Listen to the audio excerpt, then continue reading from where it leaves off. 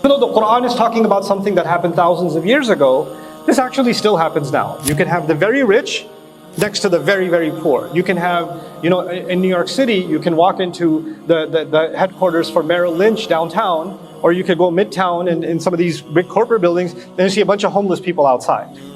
Right? So the extreme rich and the extreme poor are right next to each other all the time. Some of you are from Pakistan, for example. Recently, when I went to Pakistan, they have these walled cities.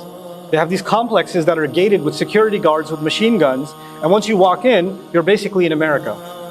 There's malls and nice houses and outside, there's guys selling fruit on the street. There's a guy riding the bicycle on the opposite side of the highway. There's a bunch of donkeys, and it's crazy. It's two different worlds separated by a wall. بَيْنَهُمَا بَرْزَخٌ لَا يَبْغِيَانِ. Right? That's the reality of it. Now these guys, they have their garden. Back to the story, they have their garden, and they're about to make a lot of money from this garden. But they have to drive through, or they have to take their horses and their carts and everything through the poor neighborhood.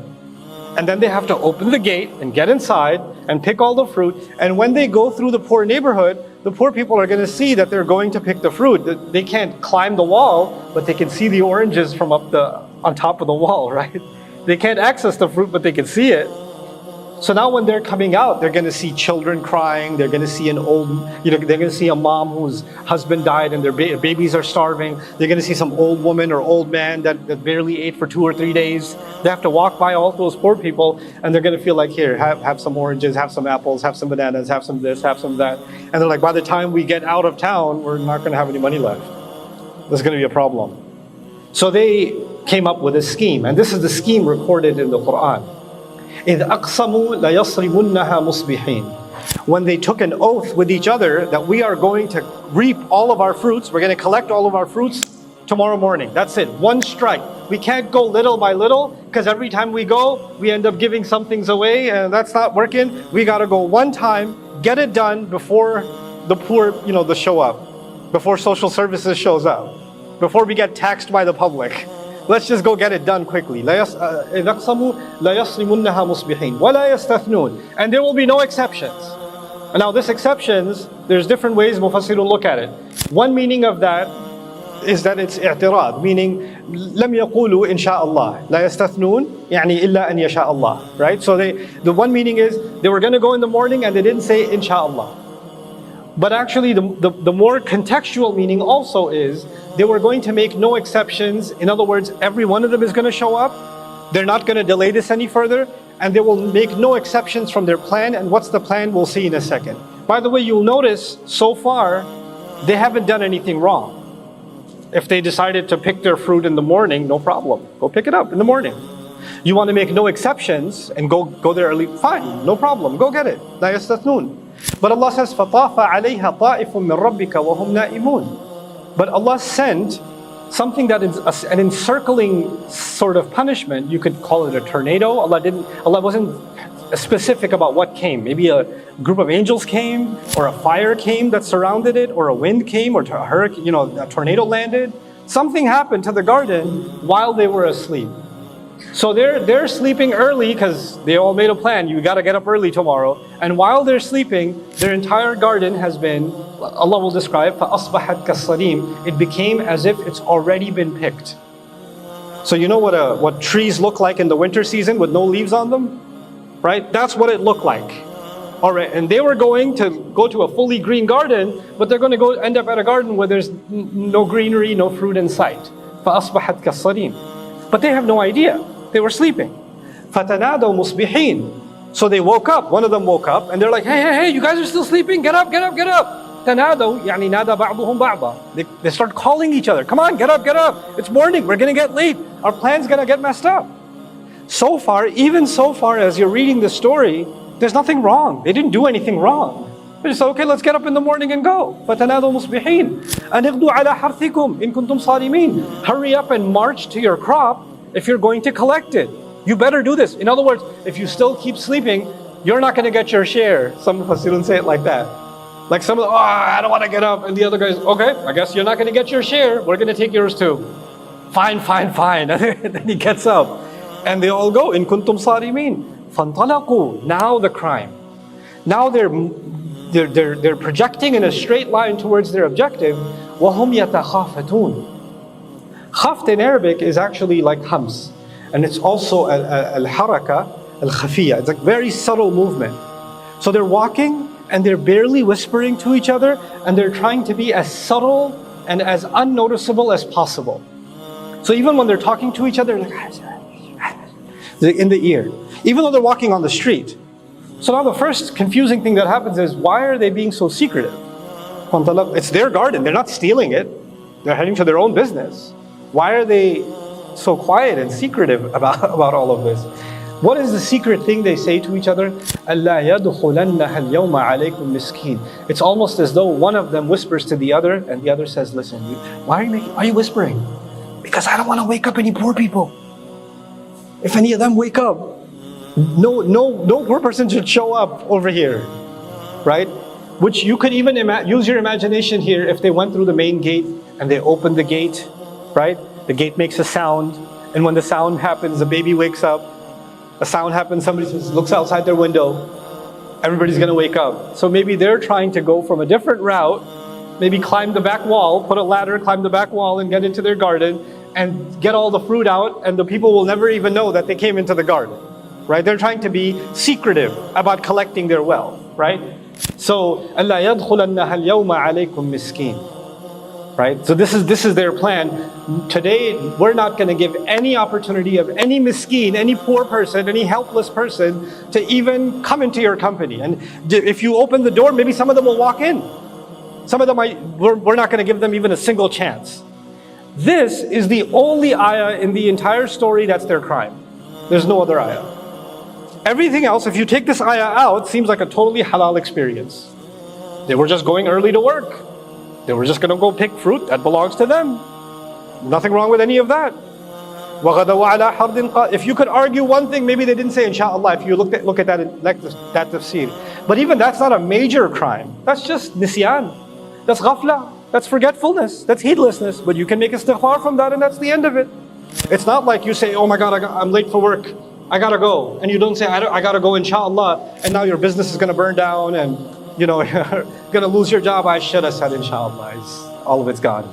This one time I didn't say it. That's not what's happening here, right? So the only crime is they're trying to keep the poor from even finding out or getting any access, right? That's the idea. Or perhaps this also means as they're leaving, maybe people do see by the time they're done picking all the fruit, it's not going to be 3 a.m. It might be 6 or 7 a.m. by then. It's a lot of work.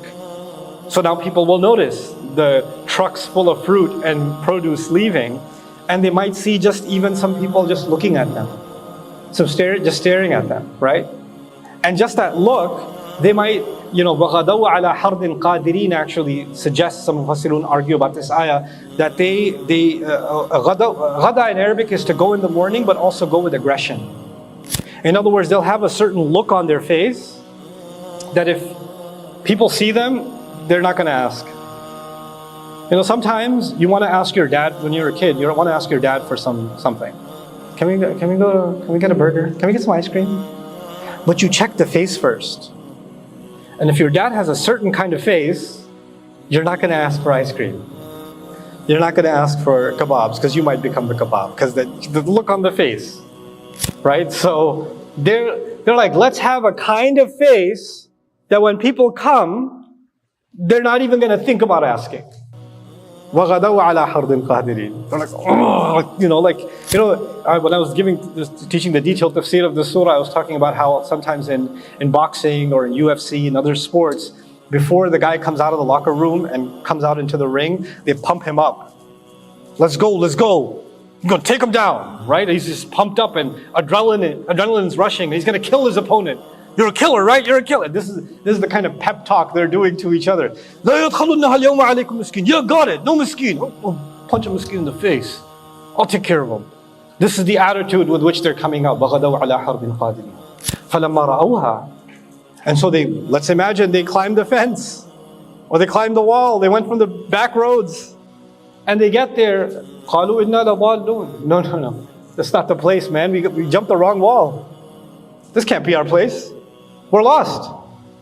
So their first, the shock of seeing their garden, was so heavy that they couldn't even believe that it was their garden. You know, if you study in psychology the stages of grief, right? The first stage is denial. And they're experiencing it, they're like, this is not happening. No, this is not our garden. No, you guys jumped the wrong wall. No, this is the address. Look, Google Maps, this is the one. This is the place.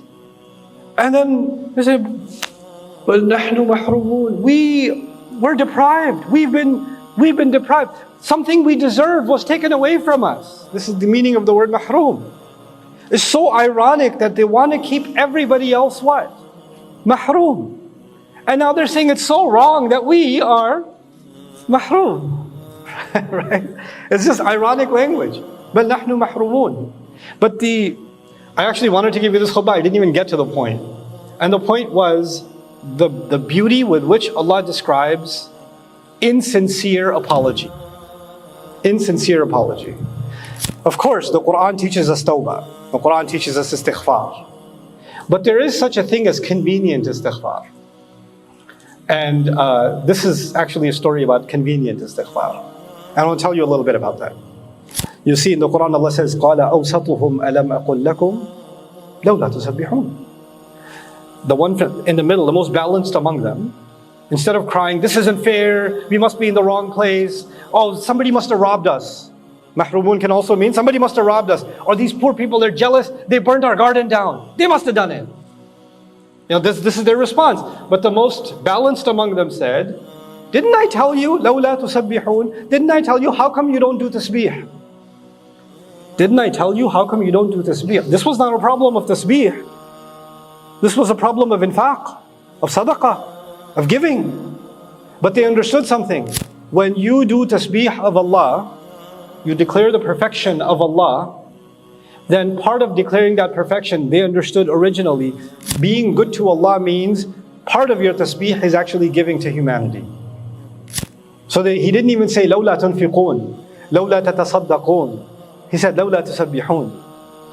But what's really interesting here is he didn't include himself. The guy who, once the garden burnt down, he's like, I told you guys you should have done this, you should have remembered Allah. It's like that. Bro, you were with us a minute ago, you weren't doing no remembrance of Allah. You were among us saying, hey, keep it quiet, some poor people might find out. A second ago, you were on our side. The moment you see the garden burnt down, you start giving us a khutbah. That's convenient. You know, before that you were quiet, before you were on their team.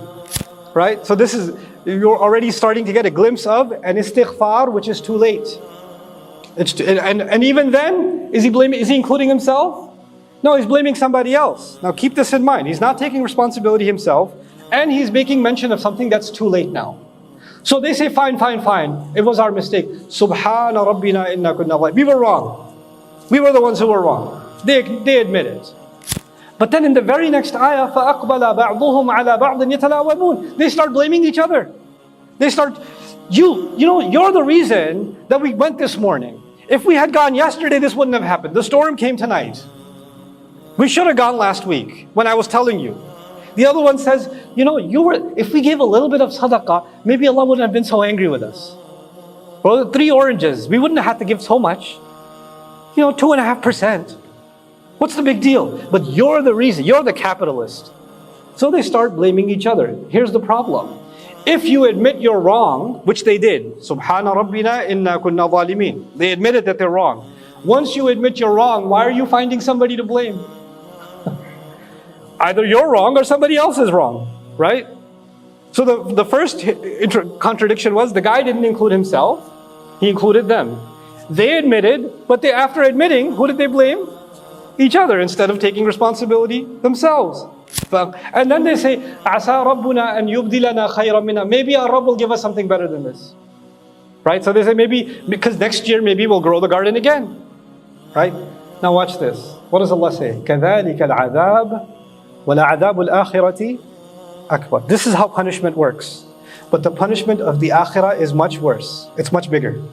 لَوْ كَانُوا يَعْلَمُونَ. Now let's contemplate. Allah is now saying this garden story should teach you something about Judgment Day. That's what Allah is saying.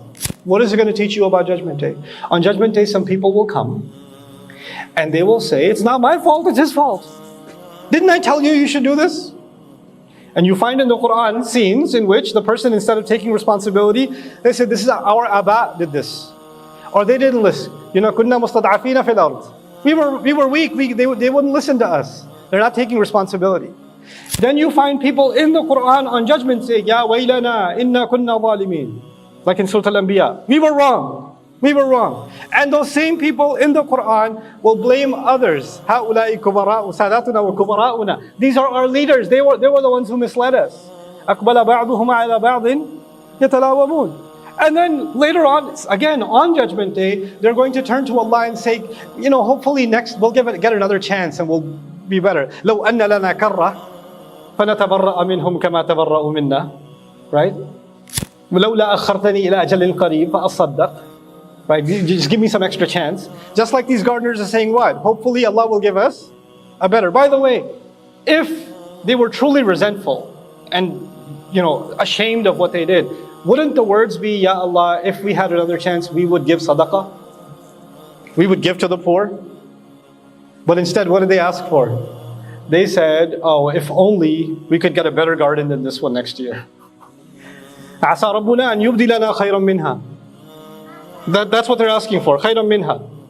وَإِلَى الْآنِ لَا يُبَالُونَ بِالْمَسَاكِينَ. They still don't care about the poor. Still no mention of the poor. So Allah says, this scene of this kind of apology, that's too late. And this hoping that things would turn out different, this is actually going to play out on the akhirah also. This is going to play out in the akhirah also. Now what does this have to do with the Quraysh? Remember in the beginning, إِنَّا بَلَوْنَاهُمْ كَمَا بَلَوْنَا أَصْحَابَ الْجَنَّةِ. It's as if Allah is saying, Judgment Day will come, and a lot of these kuffar are going to make the same excuses that these gardeners are making. And it's going to be too late for them. That's not going to count anymore. رُبَمَا يَوَدُّ الَّذِينَ كَفَرُوا لَوْ كَانُوا مُسْلِمِينَ. They're going to hope that they were Muslim back when they get there. Then they'll say, oh, أَبْصَرْنَا. Now we see, now we're ready to believe. We're ready to, okay, فَرْجِعْنَا نَعْمَلْ صَالِحًا. Let us go back, now we'll do good. Isn't that the case? So Allah gave this story not just as a reminder for us, for what is the reminder for you and me in it? Oh, we better be apologetic before the garden burns down. Right? And we better realize that our relationship with Allah is directly connected to our relationship with those who are in need. And if we don't even want to experience the discomfort of acknowledging somebody's suffering, I don't want to answer their call. Send them to voicemail. I don't want to watch this video clip. I don't want to see this message. Right? If we just ignore it, then we can live our life. Right? If we can ignore the suffering, then we can just be comfortable in our own, in our own garden, if you will. Allah says, if that's your attitude, I will burn your garden down. If that's your attitude. And that's the warning that Allah has given all of us. May Allah Azza wa Jal truly make us a people of tasbih, a people of care for the rest of Allah's creation, and a people that are sincere to Allah. And may Allah make us all able to make istighfar and tawbah to Him before it's too late. بارك الله لي ولكم في القرآن الحكيم ونفعني وإياكم بالآيات والذكر الحكيم.